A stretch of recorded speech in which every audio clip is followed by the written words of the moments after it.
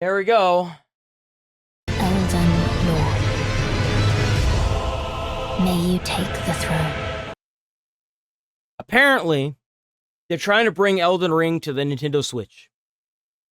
If I'm right, this is going to be about as good as The Witcher 3 for the Nintendo Switch. A glorified potato Switch melter. I have just got out of playing Elden Ring Tarnished Edition on the Switch 2. I'm so sorry. I'm so sorry you had to sit through that experience. Do you need anything? Do you need flowers for your grave? Because I'm sure you're going to die from the eye cancer. And I have some bad news for those of you hoping for good performance in handheld mode. Because the performance What I say. What I say. What I say. is not good.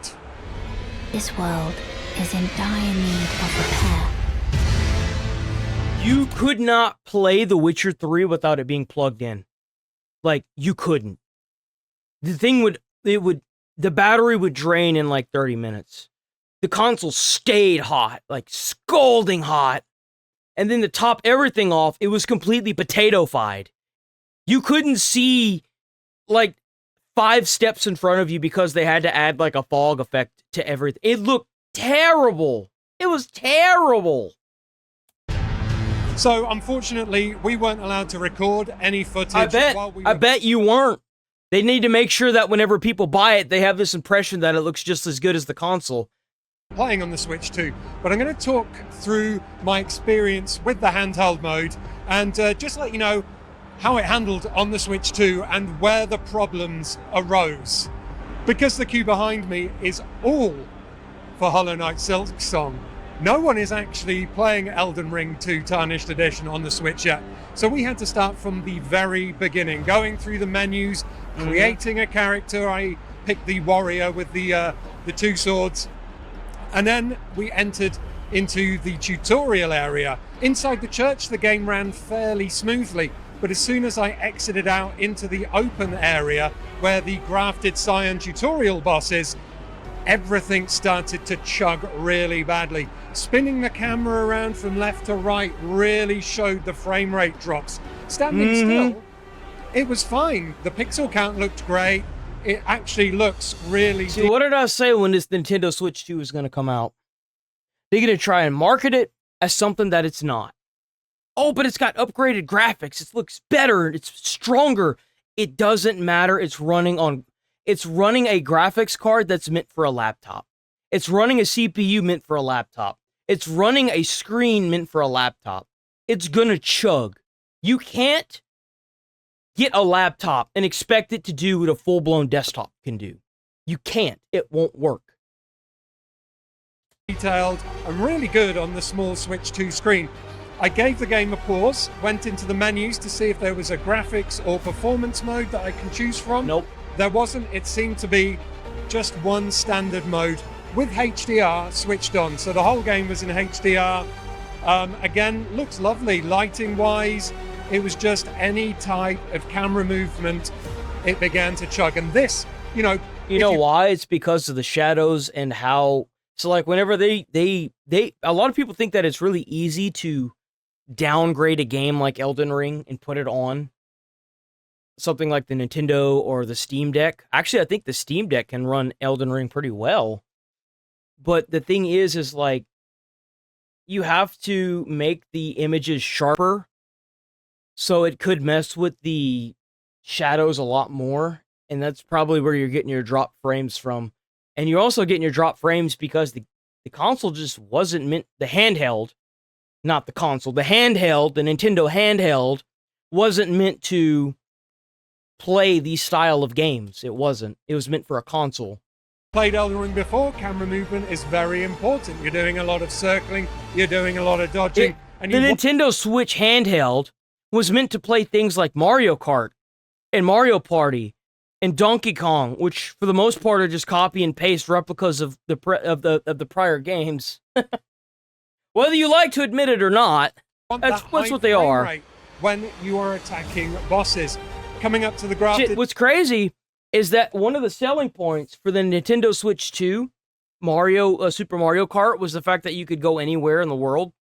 Apparently, that was already a thing.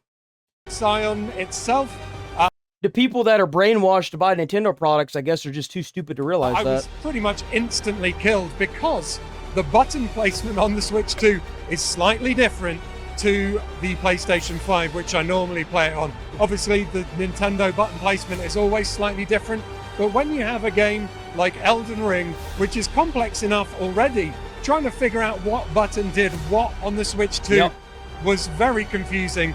I tried to stash one of my swords and dual wield it, two-hand it, but it took me about 3 minutes to work out what did what. I was, going for my Estus flasks, which I didn't have yet, and just got very confusing. I finally managed to sort it out though, and got killed by the grafted Scion, and went into the early tutorial place. Just to make it clear, you're supposed to die to the tutorial boss. You can come back later, but you're supposed to die to it.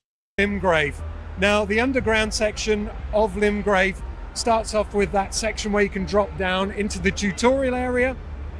I skipped that because I wanted to see how the game performed when you went up the lift. And this game shouldn't be on Nintendo. It shouldn't. To Limgrave. This game wasn't built for a handheld. It was built for a console.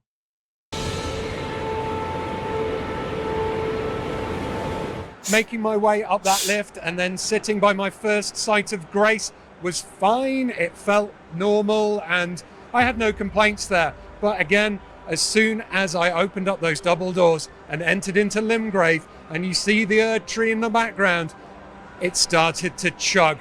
I bet it chugged a lot worse once he got out into the open world. Spinning the camera from left to right really showed how much the Switch 2 was struggling rendering that massive environment. From there, I ran up the hill to the church. I spoke to Carle the merchant. Around this area, the performance wasn't too bad. Again, sneaking through the woods towards the site of grace. Sneaking through the woods? Huh? Oh man, he must not be a very good player. Maiden and get the ring to summon Torrent was okay because there was lots of foliage and I was moving slowly through the field.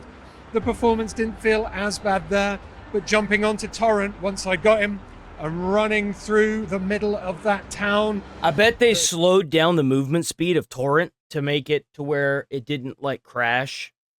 I guarantee you that's what they did. Because if it's chugging that bad on just moving the camera around and interacting with the environment, I'd imagine Torrent throws a whole nother level of like breaking. Right by that site of grace, just felt so sluggish and jarring. I bet. And that was about as much of the game as we played in handheld mode because we had to move on to something else. But yeah, those of you looking forward to a smooth performing Elden Ring on handheld are going to be very disappointed. It may perform better in docked mode. I think it is. I think it is going to be on Nintendo, the DLC, but I just don't think it's going to be worth the crap. If you have a PlayStation or PC, just play it on PlayStation or PC or Xbox or whatever you have it on. I wouldn't get it again to play it on Nintendo. I just wouldn't. I don't recommend it. Again, we didn't get to try. You have to keep in mind they have a brand spanking new Nintendo Switch 2 that they're popping this baby on. So they literally just take it out of the box.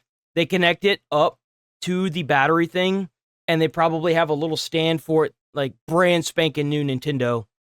So if it's chugging and having this much trouble, there's no way it's going to be a good experience. There's no way. So I can't comment on that.